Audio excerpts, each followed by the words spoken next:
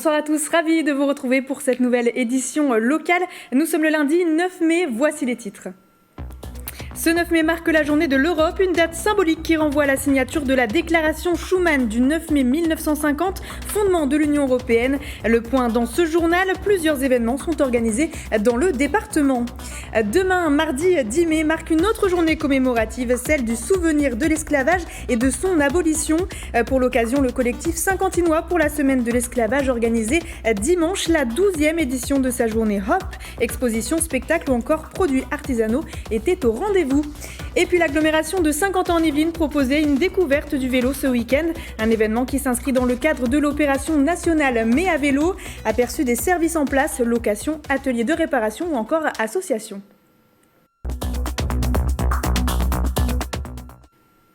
Mais avant de débuter ce journal, un point sur les élections législatives 2022. On connaît désormais les candidats LREM investis dans les Yvelines. Parmi eux, on retrouve 7 candidats sortants comme Jean-Noël Barrot, Béatrice Piron, Marie Lebec ou encore Yael Braun-Pivet. Et puis, des nouvelles têtes font leur apparition, comme pour la première circonscription où le parti a investi Charles Rodwell à la place de Didier Bécher. Et puis Carl Olive aussi pour la 12e circonscription. Et avec le retour de Nadia Hay, actuellement ministre déléguée chargée de la ville pour la 7e circonscription. Et puis dans le reste de l'actualité, je vous le disais en titre, aujourd'hui nous célébrons la journée de l'Europe. Pourquoi et quels sont les objectifs? Les explications de Philippe Le Guen, coordinateur de la maison Jean Monnet de Bazoches-sur-Guyonne pour le Parlement européen. C'est une commémoration, on commémore le lancement de la première communauté européenne le 9 mai 1950 à travers ce qu'on a appelé le discours du Salon de l'Horloge du Quai d'Orsay, prononcé par Robert Schuman à l'époque, qui était ministre des Affaires étrangères, et écrit par Jean Monnet. Et ce texte a été écrit ici même, à la maison Jean Monnet, quelques jours avant d'être prononcé, le 9 mai 1950, par Robert Schuman. Donc on a pris cette date comme date symbolique du lancement de finalement la construction européenne. Ce lundi 9 mai, donc la journée de l'Europe célèbre la signature de la déclaration Schuman du 9 mai 1950, texte pionnier de la construction européenne. Parmi les pères fondateurs, Jean Monnet, il ambitionnait même de bâtir une Europe de la défense, et ça bien avant que le projet ne sorte de nouveau et ne soit évoqué aujourd'hui, avec notamment l'émergence de la guerre en Ukraine. Le reportage de Grégory Canalé dans sa demeure de Bazoches-sur-Guyonne, où l'homme a résidé jusqu'à sa mort en 1979. Tout ce que nous défendons aujourd'hui deviendrait lettre morte si nous ne savions dans les prochaines semaines et les prochains mois crédibiliser notre capacité en Européens, avec nos coopérations, nos alliés, nos alliances, à nous défendre aussi et à défendre en particulier notre flanc oriental. Une vision qui n'est pas nouvelle. 70 ans avant Emmanuel Macron, Jean Monnet envisageait déjà d'organiser la défense de l'Europe. L'inspirateur de la déclaration Schuman, rédigée à Bazoches-sur-Guyonne, veut aller plus loin qu'une communauté du charbon et de l'acier. Le commissaire au plan français imagine l'idée d'une armée européenne. À l'été 1950, il présente son projet à René Pleven, président du Conseil français, en plein contexte de guerre froide et de guerre de Corée. Les Américains incitent beaucoup les Européens à s'organiser pour reconstituer une force militaire. Et donc l'idée, c'est de lancer cette communauté européenne de défense, c'est-à-dire une armée européenne qui serait placée sous commandement de l'OTAN, mais qui serait composée de forces militaires qui proviendraient de tous les pays qui sont membres de la première communauté européenne. Donc les 6 pays membres, dont l'Allemagne. Le 27 mai 1952, après des mois de négociations, le traité instituant la CED est signé à Paris. La communauté européenne de défense regroupe aux côtés de la France, l'Italie, la Belgique, les Pays-Bas, le Luxembourg et l'Allemagne de l'Ouest. 2 tables interactives rappellent cet épisode à la maison Jean Monnet à Bazoches-sur-Guyonne. Les pays membres mettent en commun des soldats, des forces militaires, qui sont placés sous le commandement d'une haute autorité indépendante, elle-même sous commandement de l'OTAN. Et donc on a finalement une armée c'est un mode fédéral si vous voulez. 40 divisions de 13 000 soldats sous uniforme commun sont évoqués, mais le projet soulève des débats houleux en France. Voir l'Allemagne réarmée quelques années après la fin de la Seconde Guerre mondiale suscite de nombreuses craintes.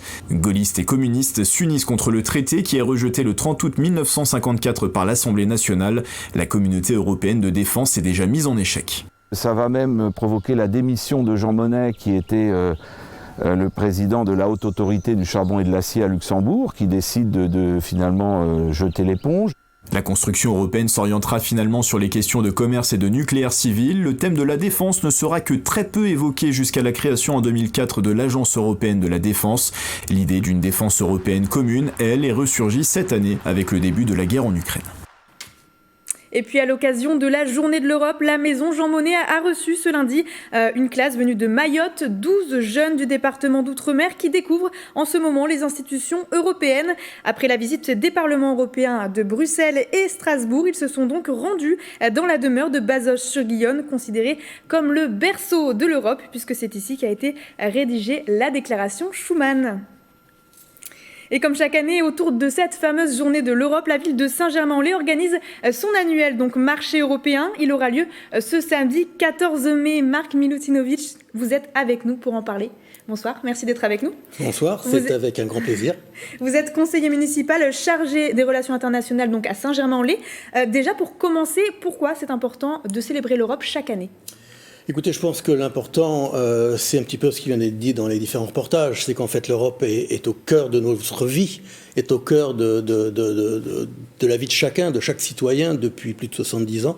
Et Saint-Germain-en-Laye, qui est une ville ouverte, une ville bienveillante, une ville dont l'international est vraiment dans l'ADN de la ville, ne peut pas ne pas célébrer l'Europe à sa manière, pour faire une sorte de fête de l'Europe. Et donc pourquoi finalement ce marché, vous venez de le dire, c'est parce qu'il y a un caractère international. Concrètement, comment ça va se passer ? Alors concrètement, comment ça va se passer ? C'est un marché sur lequel, qui est en fait plutôt une fête de l'Europe. Il va y avoir plus d'une trentaine d'exposants, des commerçants qui vont vendre des produits spécifiques, qui viendront de leurs différents pays, des produits alimentaires, mais pas uniquement, des produits typiques de chacun des pays, mais également, et c'est important, nos jumelages. Nous avons 5 jumelages à Saint-Germain-en-Laye, dont 4 européens. Ils seront tous représentés, chacun sera représenté. Nous avons aussi à voir la Maison de l'Europe des Yvelines, qui fête également ses 20 ans cette année, qui aura un stand important, sur lequel il y aura d'ailleurs des membres des jeunes du conseil municipal lycéen qui expliqueront l'Europe aux jeunes et aux moins jeunes.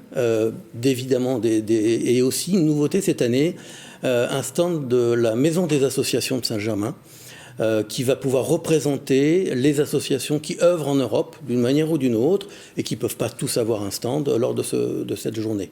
Justement, là, vous parlez de certaines thématiques comme le jumelage. Samedi, ce sera donc la 16e édition. Elle sera dédiée à plusieurs thématiques. Vous en avez cité quelques-unes. L'actuelle présidence française du Conseil de l'Union européenne, les jumelages et les 20 ans de la Maison de l'Europe des Yvelines. Comment vous avez fait ces choix, finalement ? J'ai envie de dire que c'était un petit peu naturel. D'abord, les jumelages, vous savez, notre plus ancien jumelage a plus de 47 ans. C'est un jumelage avec une ville allemande à Schaffenbourg. D'ailleurs, il y aura sur le stand de ce jumelage, pendant ce samedi, une délégation des pompiers de notre ville jumelle d'Aschaffenbourg qui seront présents. Il y a aussi quelque chose qui est important, c'est que nous avons aussi un jumelage avec la Pologne.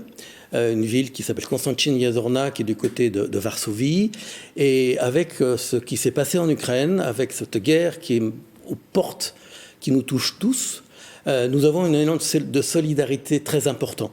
Et les Saint-Germanois, les Saint-Germanoises et les gens de beaucoup de communes environnantes ont fait des dons.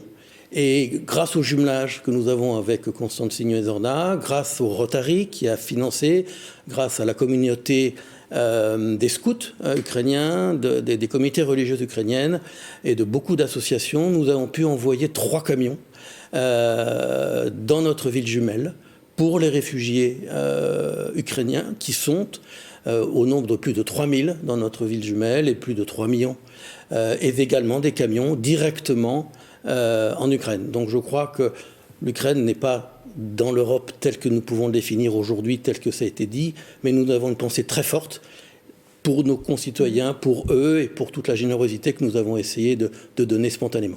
À travers ces jumelages, finalement, il y aura un clin d'œil au conflit ukrainien. Absolument, notamment sur le stand du jumelage avec la ville de Konstantin-Jeziorna. Très bien. Vous avez fait le point un peu sur les stands tout à l'heure, puisque l'accent sera mis sur les États membres de l'Union européenne. Donc il y aura à peu près 30-35 stands. L'objectif, c'est quoi? C'est de faire voyager, de donner un peu des informations touristiques? Un petit peu tout ça. C'est surtout de faire la fête, j'ai envie de dire. Et vous imaginez qu'après ces 2 ans de vache maigre, si je peux me permettre de le dire comme ça, c'est la 16e édition, mais en fait ça fait 18 ans que ça existe. Sauf que les 2 dernières années, pour les raisons sanitaires que nous connaissons tous, nous n'avons pas pu organiser cette fête.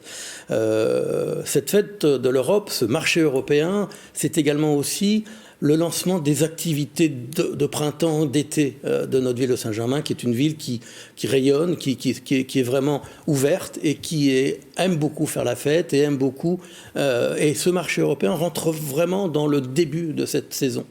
Voilà. Est-ce que, donc, à côté de ces stands-là, vous avez parlé un petit peu, il y aura de la gastronomie, un petit peu des restaurants, tout ça. Est-ce qu'il y aura aussi des animations, par exemple, à côté? Alors, il y aura beaucoup d'animations, notamment pour les jeunes. Il y aura, mais pour les moins jeunes également.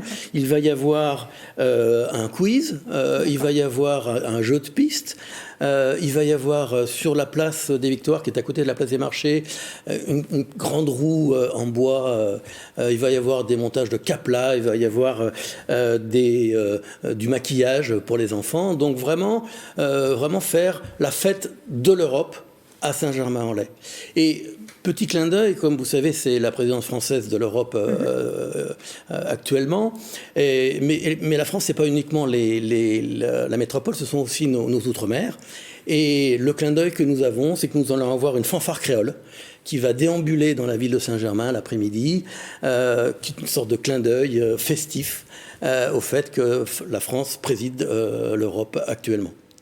Parfait. Et donc, est-ce que ce marché, c'est aussi peut-être une manière de sensibiliser le public qui viendra sur place, sensibiliser le public peut-être à l'Europe, mais aussi aux institutions européennes? Alors, c'est très important ce que vous dites, parce qu'effectivement, il y a la partie effectivement des expositions, des stands, de la nourriture des différents pays, etc. Mais il y a aussi le fait que ce que nous essayons de promouvoir, c'est de faire comprendre à chacun d'entre nous que nous sommes, que l'Europe est au cœur de nos vies. Que l'Europe n'est pas uniquement des technostructures, comme on dit, mais qu'il y a des concrets dans chacun de notre vie, tous les jours. Ce qu'a fait l'Europe depuis plus de 70 ans, c'est concret dans notre vie. Et c'est pour ça que nous sommes, entre autres, avec la Maison de l'Europe des Yvelines, que ce seront des jeunes aussi, d'une certaine façon, qui le feront, pour vraiment montrer que finalement, l'Europe, c'est pas une théorie, c'est pas uniquement Bruxelles ou Strasbourg, mais c'est dans le quotidien chacun de nous. Et donc tout ça, c'est accessible à tous, on l'a dit. Ça se passera samedi 14. Tout à fait. Et ce sera de 10h à 18h30. Ce sera place du Marché Neuf et place de la Victoire. Absolument. Et j'imagine qu'on peut retrouver les informations sur le site de la mairie. Ville, et il y a des brochures qui vont être distribuées, et ça a été dans le journal de la ville également. Parfait, donc n'hésitez pas à faire un tour sur le site de Saint-Germain-en-Laye pour connaître le programme. Merci beaucoup Marc Milutinovic d'avoir été avec nous. Je le rappelle, vous êtes conseiller municipal chargé aux relations internationales pour la ville de Saint-Germain-en-Laye. Merci à vous. Merci. Et dans le cadre de cette présidence française de l'Union européenne, l'Université Paris-Saclay a été choisie pour co-organiser l'événement WIRE. C'est la 12e édition de la Semaine des régions innovantes en Europe et elle se tient du 11 au 13 mai. Ce sera sur le campus central Supélec à Gif-sur-Yvette. Les explications de Michel Mariton, vice-président de l'université. Il était interviewé par Grégory Kahn. Allez, regardez.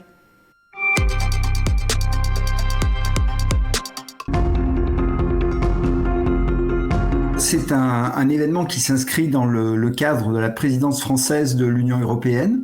C'est un événement qui est dédié à l'innovation avec un focus particulier sur les régions. Et cette année, le focus particulier, c'est ce qu'on appelle l'innovation de rupture, c'est-à-dire des innovations qui apportent une vraie discontinuité, un vrai élargissement, par exemple, aux applications d'une technologie. Un premier objectif, bien sûr, qui est de se rencontrer, de travailler, de discuter, d'échanger des bonnes pratiques, de définir, d'analyser les manques de notre dispositif d'innovation actuel en Europe et d'essayer de définir des améliorations, par exemple, sur ce qu'on appelle le scale-up, c'est-à-dire la capacité à faire accélérer des startups en industrialisant les innovations pour leur permettre véritablement de créer de la valeur économique à l'échelle du continent européen. La première journée sera à dominante institutionnelle, donc il s'agira de faire un petit peu le bilan des dispositifs existants, d'analyser les menaces, les opportunités. Nous aurons des intervenants donc des grandes institutions européennes et également du ministère. La deuxième journée, il y aura plutôt une logique de Zoom avec des ateliers de travail en parallèle, donc qui se pencheront sur des sujets, des points d'amélioration bien identifiés du dispositif européen. Donc les participants NOAA, dans la troisième et dernière journée de l'événement, iront visiter des laboratoires et des centres de recherche pour voir sur le terrain la traduction de ces efforts en faveur de l'innovation. Et puis le 10 mai, autre journée commémorative, c'est la date de la Journée nationale des mémoires de la traite, de l'esclavage et de leur abolition. Et à cette occasion, l'association Inimontaine Collectif pour la semaine de la mémoire de l'esclavage a organisé le samedi 8 mai la 12e édition de la journée Hop. Elle a proposé notamment une exposition appelée Afronaut Tour, le reportage de Célia Gatsongo et Céline Charles. Favoriser la compréhension et la transmission de l'histoire par une plongée au cœur des cultures, c'est ce que fait chaque année le collectif pour la semaine de la mémoire de l'esclavage de Saint-Quentin en Yvelines. Organisée depuis 2009, la journée Hope rend hommage à tous ceux qui ont combattu contre l'esclavage et ses séquelles. Quand les gens connaissent bien l'histoire, quand les gens comprennent un peu ce que les gens ressentent à travers cette mémoire-là, on espère que ce comportement, en tout cas cette attitude de racisme, puisse, disons, aller en diminuant. Notre but, c'est d'apprendre et de partager avec tout le monde pour mieux vivre ensemble. Au programme, un marché tropical avec une vente de produits artisanaux, un stand de maquillage, une tombola et surtout une exposition phare, l'Afronaut Tour. 11 stands représentant 11 pays étaient présents. On va visiter l'Afrique, les Caraïbes, l'Amérique. Et vraiment, l'objectif, c'est de faire découvrir aux enfants et aux plus grands aussi les différents pays ou îles qu'on a envie de mettre en avant et tout leur patrimoine justement culturel ou historique. Donc on a un peu revisité des classiques comme le Twister par exemple qu'on a adapté. On a aussi revisité par exemple des Kies pour justement faire découvrir des personnages d'Haïti. Tous les stands dans le marché ont un artiste, c'est-à-dire un panneau qui présente un artiste. En fait, c'est une forme d'hommage à ces artistes-là. Là, il s'agit de Jacob Devario qui est le créateur du zouk. Une journée d'échange et de partage qui célèbre la loi Taubira. Le 10 mai 2001, la France est devenue le premier pays au monde à reconnaître la traite négrière et l'esclavage comme crime contre l'humanité. Dans le cadre de l'opération nationale Mai à vélo, l'agglomération de Saint-Quentin en Yvelines a voulu faire découvrir ce sport à ses habitants. C'était le samedi 7 mai. Au programme location, achat, formation et réparation de la vélostation de Sky. Plusieurs partenaires étaient sur place. Le reportage de Céline Charles et Mathilde Francou. C'est enfin le retour des beaux jours et avec eux l'opération Mai à vélo, une initiative nationale qui vise à promouvoir le vélo sous toutes ses formes. Pour l'occasion, Saint-Quentin en Yvelines a proposé une matinée de découverte à la vélostation. Plusieurs associations locales étaient présentes, objectif, présenter les services en place. On aide les personnes à réparer eux-mêmes leur vélo. Donc on leur apprend les petites réparations, tout ce qui est crevaison, changement de patin de frein, réglage de dérailleur. On fait aussi de la vente de vélos d'occasion. La vélostation, c'est un service qui est proposé par l'agglomération de Saint-Quentin en Yvelines, qui propose 3 services différents. Donc il y a de la location de vélo, de la location de places de consigne et un atelier de réparation. Aujourd'hui, nous sommes à Saint-Quentin pour présenter la formation mécanicien vélo et conseiller technique vélo. C'est surtout la maintenance et la réparation de vélo. Parmi les associations, le groupe Vélosky, antenne de l'association Mieux se déplacer à bicyclette, qui réunit une centaine d'adhérents. Plusieurs actions et activités sont proposées, dont une pour apprendre à faire du vélo. C'est l'opportunité pour des personnes qui n'ont jamais appris à faire du vélo de venir en confiance dans un tout petit groupe. Généralement, on a 3-4 élèves maximum en même temps. Ils m'ont rassuré, ils m'ont appris les b.a-ba et à chaque fois beaucoup d'encouragement. Et puis aujourd'hui, c'est pas parfait, mais 2 mois après, je sais en faire, je peux faire un parcours. Une journée qui vise aussi à démontrer que le vélo est un sport qui se démocratise de plus en plus. Je fais du vélo quotidiennement pour aller faire des courses au centre commercial, pour venir à la médiathèque ou pour aller ailleurs. C'est le moyen le plus rapide, le plus économe, c'est le moyen le plus écologique. On a quand même beaucoup de pistes cyclables bien entretenues. Il faut croire aux associations locales, il faut se dire qu'avec la présence des vélodromes, justement, on va pousser dans ce sens-là et que ça deviendra vraiment une ville amie des vélos. Et si vous avez vous aussi l'envie de vous mettre au vélo, le groupe Vélosky vous donne rendez-vous le dimanche 5 juin pour relier Saint-Quentin en Yvelines à Paris avec des milliers d'autres cyclistes. Maire de Trappes entre 1966 et 1996, conseiller général et puis sénateur des Yvelines dans les années 70 et 80. Ce sont les mandats du communiste Bernard Hugo, une figure emblématique de Trappes honorée ce dimanche 8 mai. Suite à sa disparition à l'âge de 90 ans le vendredi 19 mars 2021, la ville a organisé une cérémonie d'hommage à la Meurise autour de discours, de témoignages, de lectures mais aussi de chants. L'occasion aussi de rendre un hommage à sa femme Monique, décédée en novembre 2020. Une exposition photo retraçant la vie de Bernard et Monique Hugo est visible donc à la Meurise jusqu'au vendredi 13 mai avant une tournée dans les bâtiments de la ville. Et c'est la fin de ce journal. Merci à tous de nous avoir suivis. Dans un instant, retrouvez Mickaël Elmidoro à la présentation de votre magazine sportif. Très bonne soirée à tous sur TV78.